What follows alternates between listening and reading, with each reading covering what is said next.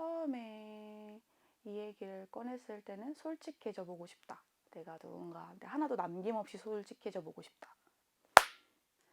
처음부터 얘기하면 그런 거지.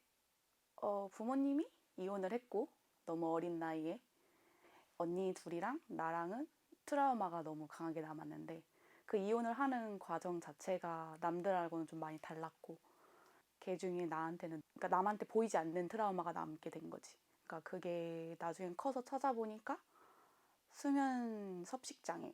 그러니까 자다가 일어나서 몽유병 상태에서 음식을 섭취하고 기억을 못하는 상태의 병이었고, 근데 그 당시에는 아무도 그 병에 대해서 인식이 없었고, 새어머니는 나를 엄청 사랑해주고 아껴줬는데, 근데 이제 자기도 새어머니라는 그 역할에 대해서 애들을 잘못 키우면 안 된다는 생각이 굉장히 강했으니까 몽유병에 대한 인지는 없고, 그러니까 나한테 이제 거짓말을 한다고 생각을 하니까 나를 다그치고 많이 혼을 낸 거지.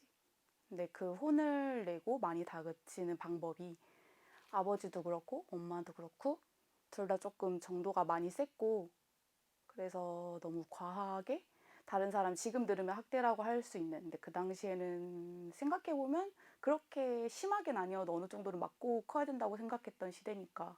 그 맞는 과정에 대해서 어느 정도 얘기를 하자 보면은 이제 뭐 맞는 건 솔직히 말하면 맞는 거는 크니까 그렇게 생각이 나진 않았어요. 그러니까 무섭고 물론 그 상태가 너무 심했고 계속 기억엔 남는데 완전히 지워지진 않았는데, 그것보다 더 무서운 건 말이 가장 마음속에 많이 남고 잊혀지지 않는 건데, 그 말 중에 가장 나한테 이제 어떤 총알처럼 남는 말들이 어떤 거냐면 너 때문에 이혼을 했다. 원래 친엄마랑 친아빠가 할머니가 항상 얘기하던 거고, 그 다음에 이제 엄마가 훈육을 하면서 너무 감정적으로 대했던 거, 너만 없었어도 우리 집이 행복했을 텐데 라는 이야기를 한다거나 너 때문에 집이 불행해졌다거나, 그러니까 그런 말들이 항상 마음에 남는 것 같았어.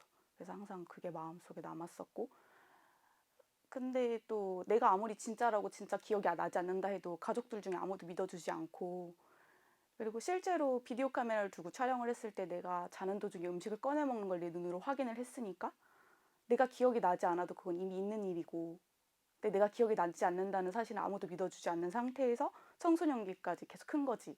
14살? 13살까지? 아주 어릴 때부터 그런 생각을 했던 것 같아. 그러니까 내가 진짜를 말해도 아무도 믿어주지 않는다면 다른 사람들이 믿을 만한 말을 하는 게 나한테 더 낫구나. 왜냐하면 인정해버리면 안 맞으니까. 그리고 그런 것도 항상 무서웠던 것 같아. 말을 하고 싶었는데 누군가한테는 한 번쯤은 공감을 받을 수 있지 않을까 생각을 했었는데, 사람들이랑 친구들이랑 얘기를 해보면 영화든 책이든 뭐 어떤 주인공들이 특별한 불행이 나왔을 때 그 불행을 너무 쉽게 짐작하는 거, 걔가 그랬으니까 그랬어라고 원인과 결과가 너무 뚜렷한, 그러니까 아무한테도 말해도 공감받을 수 없다고 지레 짐작하고 마음을 닫은 것도 있고, 가장 큰 거는 내가 이 말을 함으로써 다른 사람한테 짐이 될까봐, 불행하게 만들까봐, 동정할까봐, 나를 너무 불쌍하게 생각할까봐, 다른 사람들이 나를 무슨 행동을 하든지 그거를 원인으로 내 행동을 결과를 삼을까봐. 그러니까 내가 약간 조금만 까칠하게 대해도 쟤 집이 저래서 라고 얘기를 하는 사람을, 너무 쉽게 얘기하는 사람을 너무 많이 만났고, 사회생활에서 그런 사람의 표적이 되는 게 난 너무 싫었지. 그 될까봐 무서워했고 항상.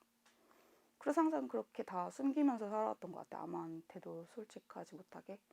나랑 비슷한 사람을 찾아보려고 되게 노력을 많이 했는데, 좀 비슷한 사람을 찾으면 내가 좀 살 수 있는 희망이 있지 않을까 이런 생각을 많이 하고 찾았는데 못 찾았어. 계속 한 명도 못 찾았어. 사실은 그런 생각을 했어. 계속 크면서 자라면서 내가 제일 원했던 건 가장 평범한 삶. 평범하다는 게 제일 어렵다고는 하지만 그 평범에 돈이 많지 않아도 되고 막 가족이 다 화목하지 않아도 되는데 아무런 특별한 일이 없이 그냥저냥 있는 가정 정도만 있어도 된다고 생각을 했어. 근데 아니면 가족 중에 누구 하나라도 나를 사랑했으면 좋겠다. 나를 이해하려고 노력했으면 좋겠다. 그래서 그런 걸 바라고 엄마를 다시 봤을지도 모르지. 원래는 가장 원했던 거는 드라마나 영화에서 나오는 것처럼 사과를 받고 극적으로 화해를 하고 그러면 마음에 있는 응어리가 다 풀리고 그러면 좀 나아질 수도 있겠다라는 생각을 항상 하고 살았는데, 막상 와서 보니까 그 사람들은 용서를 받아야 된다고 생각하지 않고 내가 용서를 해주겠다 바라지 않는 사람한테 용서를 할 필요가 없는 거야. 그것 때문에 작년 초까지만 해도 되게 힘들었던 것 같아. 왜 이 사람들은 나한테 잘못했다고 하지 않지? 왜 나는 용서를 해줄 준비가 다 됐는데 왜 이 사람들이 아무것도 인정하지 않지?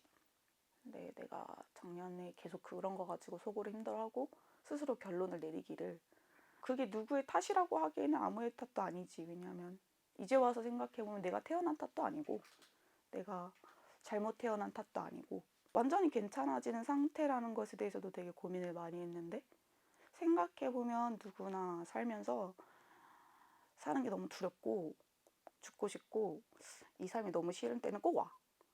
모두한테, 항상은 아니지, 모두한테는 아니지만 대부분의 사람은 그런 시기가 꼭 오고, 근데 그런 시기가 나한테 너무 빨리 왔고 너무 자주 오고, 근데 빨리 왔고 자주 왔기 때문에 그런 감정이 있을 때마다 이 감정이 내 인생의 끝이라고 생각하진 않아.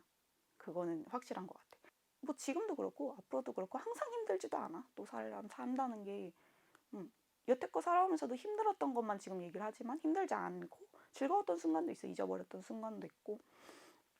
그러니까 막 괜찮아진다는 게 이거를 다 지우고 없던 일이 되고 응어리가 풀려서 괜찮아지는 게 아닌 것 같아. 그래서 지금도 항상 괜찮지 않아. 그때 말했던 것처럼 처음엔 괜찮다고 얘기를 하고 싶었는데 생각해보니까 아무렇지 괜찮지가 않거든.